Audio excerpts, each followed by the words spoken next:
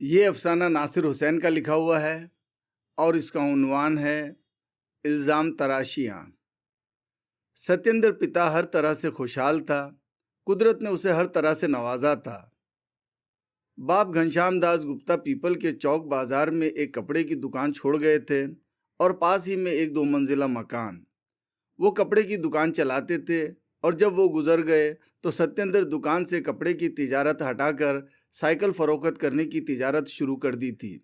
जब से पहले से ज़्यादा आमदनी होने लगी क्योंकि बच्चों की साइकिलें ज़्यादा फरोख्त हो रही थी। सत्येंद्र की बीवी निर्मला खूबसूरत, नेक सीरत और खुश मिजाज औरत थी। शौहर का कहना मानती थी। ऐसी अच्छी बीवी हर किसी को नसीब नहीं होती। उसके बतन से 2 बेटे पैदा हुए जो वो भी खूबसूरत और ज़हीन थे। बड़ा बेटा श्याम और छोटा बेटा सुंदर। दोनों की उम्र में 3 साल का फर्क था। दोनों को लाड प्यार से पाला गया था। वो बड़े होनहार थे तो उनका दाखिला अंग्रेजी स्कूल में करा दिया गया। वो दोनों भी खुश मिजाज थे और माँ बाप के फरमाबरदार। दोनों बेटे एक दूसरे से मोहब्बत करते थे और माँ बाप की तो आंखों का तारा थे। दोनों बेटे जब बड़े हुए तो उन्हें आला तालीम दे दी गई। श्याम कॉमर्स ग्रेजुएट हुआ और सुंदर मैकेनिकल इंजीनियर बन गया। बड़े बेटे यानी श्याम ने इलेक्ट्रॉनिक्स के सामान की अलग से दुकान खोल ली तो उसका कारोबार अच्छा चल पड़ा और छोटे बेटे को खलीजी मुल्क में एक इंजीनियरिंग कंपनी में अच्छी तनख्वाह पर मुलाजमत मिल गई। जब सुंदर प्रदेश जा रहा था तो घर के सभी लोग गमगीन थे। सब लोग उसे अलविदा कहने एयरपोर्ट आए थे। जब हवाई जहाज ने उड़ान भरी तो सुंदर को अपना वतन और घर के लोग खूब याद आने लगे। माँ बाप और बड़े भैया श्याम। गुजरा हुआ ज़माना बेहद याद आने लगा और वो गुजरी हुई पिछली बातों को याद करने लगा। वो सोचने लगा कि उसके बड़े भाई श्याम में बहुत खूबियाँ हैं। वो बेशक मुझसे मोहब्बत करते हैं लेकिन उनमें एक ऐब भी है जो दिल को फूंक डालता है। घर की कोई चीज़ टूट जाती या ख़राब हो जाती तो वो किसी और से कुछ पूछने की बजाय वो हमेशा मुझे यानी अपने छोटे भाई को ही मोरीद इल्ज़ाम ठहराता। उनकी इल्ज़ाम तराशियाँ कम नहीं थी। जैसे कि मकर संक्रांति के दिन जब बड़े भैया श्याम से पतंग कट जाती तो वो मुझसे पूछते, सुंदर क्या तुमने डोर नहीं छोड़ी थी? या कभी साइकिल के पहियों में हवा नहीं होती थी या घंटी नहीं बजती तो मुझसे पूछते, साइकिल कुछ देर पहले तुमने चलाई थी, इसमें गड़बड़ कर दी ना? तुम हर काम बहुत बेदिली से करते हो। और और कभी टेप रिकॉर्डर में टेप फंस जाती तो वो घर में किसी और से न पूछकर सिर्फ मुझसे ही पूछते, सुंदर क्या आज तुमने टेप रिकॉर्डर चलाया था? तुमने कैसेट सही नहीं चलाया, उसमें टेप फंस गई है। या जब कभी टीवी में आवाज़ या तस्वीर सही नहीं आती तो मुझसे पूछते, क्या आज तुमने टीवी चलाया था, इसमें खराबी आ गई है, तुम्हें कुछ भी ठीक से चलाना नहीं आता। और जब कभी मोटरसाइकिल में पेट्रोल ख़त्म हो जाता तो वो पापा से न पूछकर मुझसे ही पूछते, सुंदर क्या तुम मोटरसाइकिल ले गए थे, इसमें पेट्रोल ख़त्म हो गया है। या कभी कंप्यूटर में वायरस आ जाता तब भी वो मुझसे ही पूछते, सुंदर क्या आज तुमने कुछ डाउनलोड किया था, वगैरह वगैरह। बस यही एक खराबी थी बड़े भैया में कि वो मुझ पर इल्ज़ाम तराशियाँ करते थे जिससे मेरा जी जल जल जाया करता था। और मैं सोचता था कि मैं छोटा भाई क्यों बना, बड़ा भाई क्यों ना बना। बड़े भाइयों को तो जैसे छोटे भाइयों को फटकारने का लाइसेंस खुद ब खुद मिल जाता है। मैं अंदर ही अंदर श्याम भैया से खफा तो हो जाता था मगर अपनी खफगी का इजहार नहीं करता था क्योंकि मैं नहीं चाहता था कि हम दोनों भाइयों में छोटी छोटी बातों पर कोई रंजिश हो। अब देखो ना, क्या पतंग सिर्फ डोर न मिलने से कटती है? क्या साइकिल श्याम भैया के दोस्त नहीं चलाते थे? क्या टेप रिकॉर्डर माँ नहीं चलाती थी? क्या हवा के तेज चलने से टीवी के एंटेने के फिर जाने से टीवी में आवाज़ और तस्वीर में गड़बड़ी नहीं हो जाती? क्या मोटरसाइकिल पापा जी नहीं ले जाते थे? क्या कंप्यूटर में वायरस किसी और जरिए से नहीं आ सकता था? वो उन सवालात के जवाब ढूंढने लगा तो उसे ये समझ में आया कि वो श्याम से छोटा था इसलिए उसे आसानी से हदफ बना लेते थे। हालांकि वो नादान नहीं था। उसे इस बात की भी मलालत थी कि क्या ये इल्ज़ाम तराशियाँ सिर्फ वो खुद महसूस कर रहा था या घर में किसी और को भी महसूस हो रहा था। लेकिन खैर अब वो बड़ा और तालीम याफ्ता हो गया है और अच्छी तनख्वाह पर नौकरी करने जा रहा है। अब घर में उसकी पोजीशन और ही हो गई है। अब श्याम भैया या कोई और उसे बिला वजह परेशान नहीं करेगा और वो मुरीद इल्ज़ाम नहीं ठहराया जाएगा।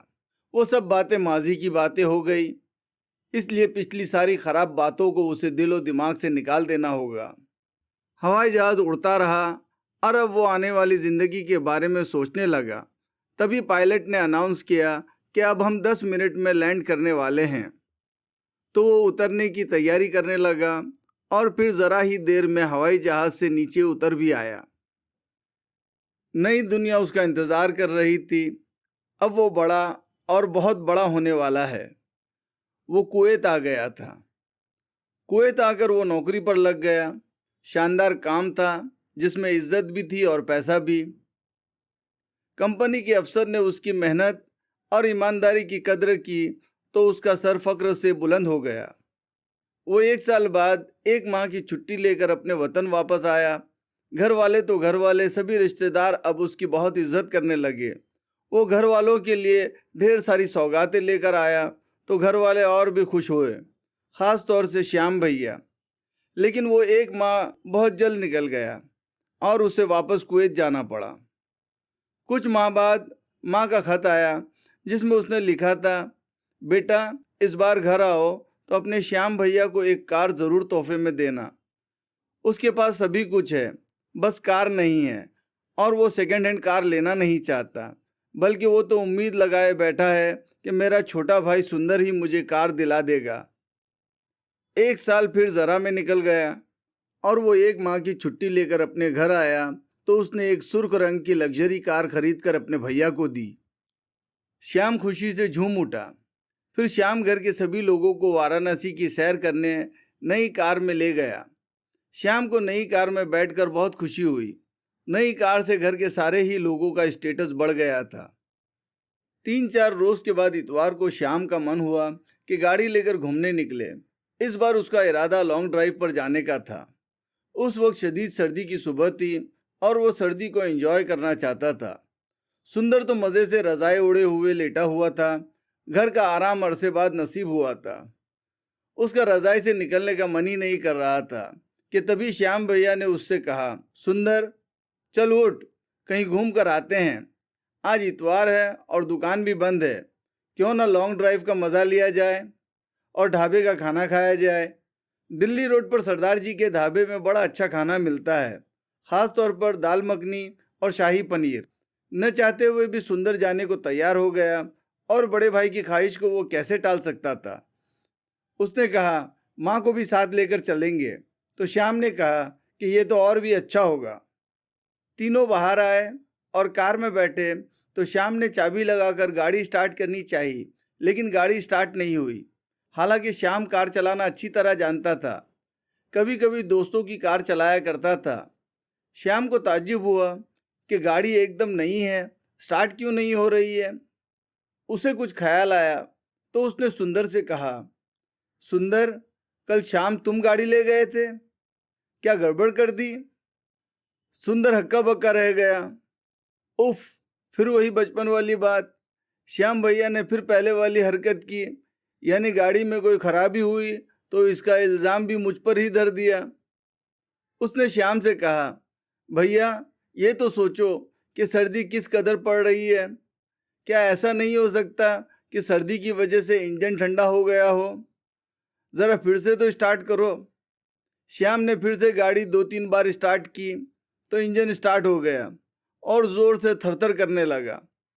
श्याम मुस्कुरा दिया और गियर डालकर सुंदर से बोला, सुंदर तू बहुत समझदार हो गया है, अब तू गलती कर ही नहीं सकता, तू वाकई बदल गया है।